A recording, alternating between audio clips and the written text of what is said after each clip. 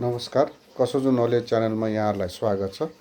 आज म डिजिटल पेमेन्टसँग सम्बन्धित विषयको कुरा लिएर आएको छु।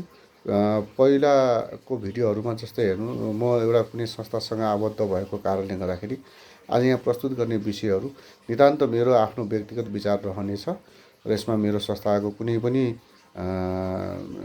जिम्मेवारी रहने छैन। म नितान्त मेरो आफ्नो व्यक्तिगत विषयवस्तु यहाँ प्रस्तुत गर्दैछु। डिजिटल पेमेन्टमा नेपालको चाहिँ ग्राफ हेर्ने भने राम्रो देखिन्छ। इभन अहिले चाहिँ क्रस बोर्डर पेमेन्टहरू पनि राम्रो, डिजिटल पेमेन्टहरू राम्रो हिसाबमा चाहिँ देखिन्छ।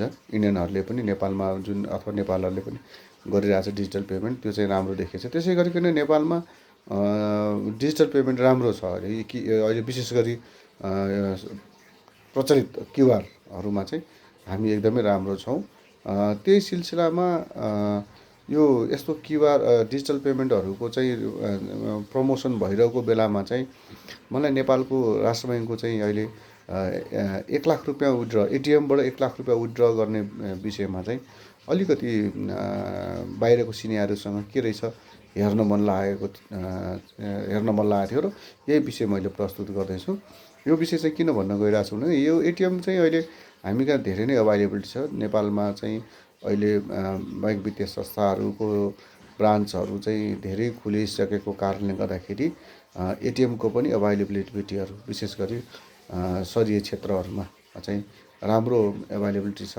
त्यो कारणले गर्दाखेरि नेपालमा चाहिँ राष्ट्र ब्याङ्कको नियमअनुसार 1 लाख रुपियाँ at a time per day चाहिँ विथड्र गर्न पाइन्छ, विथड्र गर्न पाइन्छ। टोटल लिमिट 1 लाख रुपियाँ चाहिँ पर डे विथड्र गर्न पाइन्छ। यो चाहिँ मैले कम्पेरिजन चाहिँ गर्दाखेरि इन्डियामा के रहेछ र भनेर हेर्दाखेरि इन्डियामा म्याक्सिमम् 50,000 रुपिज नर्मल कार्ड होल्डरहरूले maximum 50,000 rupees per day withdraw गर्न पाउनु हुँदो रहेछ।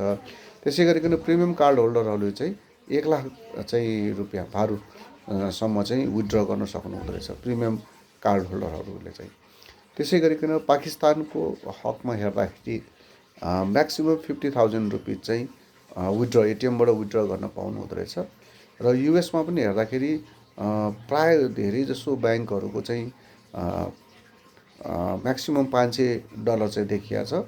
तर इन एन एभरेज एउटा क्यानरा ब्याङ्कको चाहिँ 3,000 चाहिँ डलरसम्म चाहिँ विथड्र गर्न सक्ने भएको हुनाले म्याक्सिमम् 3,000 युएसमा म्याक्सिमम् 3,000सम्म विथड्र गर्न पाइने रहेछ एटिएमबाट। त्यसै गरी श्रीलङ्कामा चाहिँ बढी रहेछ, नेपालमा चाहिँ भन्दा बढी रहेछ। श्रीलङ्कामा चाहिँ म्याक्सिमम् 2 लाख रुपिस रहेछ। अब हामी डिजिटल चाहिँ कुराहरू, डिजिटल पेमेन्टका कुराहरू चाहिँ गर्दै जान्छौँ। अब एएमएल सेफ्टीको कारणले गर्दाखेरि पनि चाहिँ डिजिटल पेमेन्ट जुन हिसाबले बढेको छ त्यो राम्रो छ।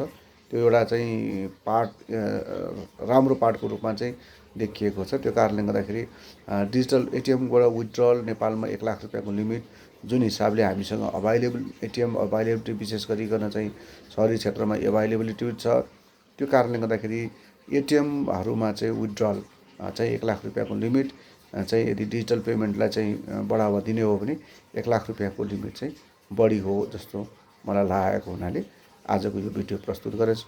हस्, धन्यवाद।